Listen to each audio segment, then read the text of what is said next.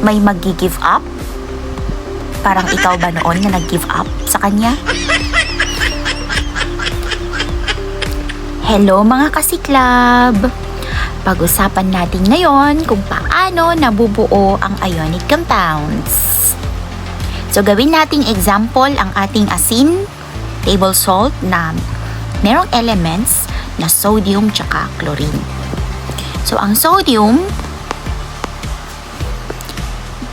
kung titingnan natin sa periodic table of elements, nabibilang siya sa third period family 1A. So meron siyang 3 shells at 1 electron. Sa outermost shell, si chlorine naman, sa periodic table of elements, nabibilang siya sa third period din. So 3 shells. At since sa 7A family siya, meron siyang 7 electrons sa kanyang outermost shell. 5, 6, 7. So, dito may nangyayaring may mag-give up. Oh no! Parang ikaw ba noon na nag-give up sa kanya? At meron ding mangyayaring acceptance. Parang nung tinanggap mo siya, na ganun siya? Okay, so, merong mag-give up ng electron at merong mag-accept ng electron. So, syempre, si sodium, since iisa lang yung electron niya, it is better to give this electron.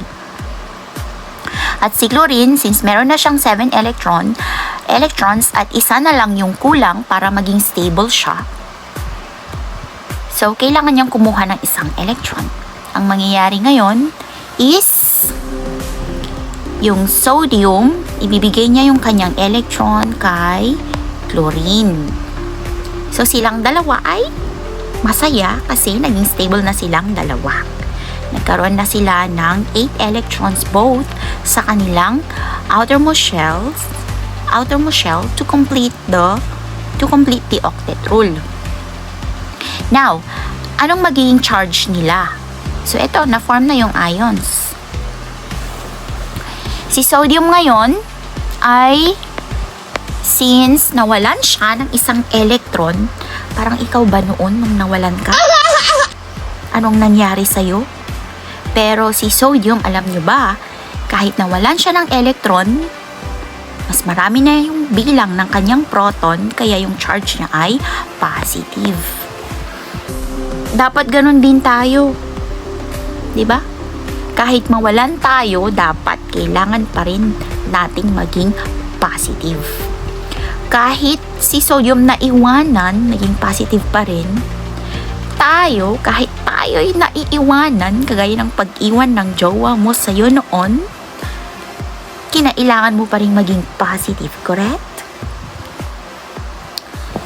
At si chlorine, since nadagdagan ng 1 electron, mas marami na yung bilang ng kanyang electron kaysa proton, kaya ang kanyang charge ay negative.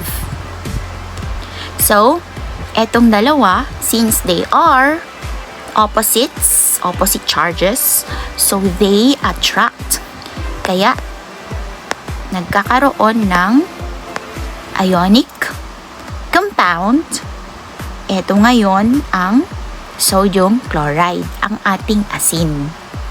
Now, pag tayo'y naiwanan, wag naman tayong lumuha ng maraming maalat.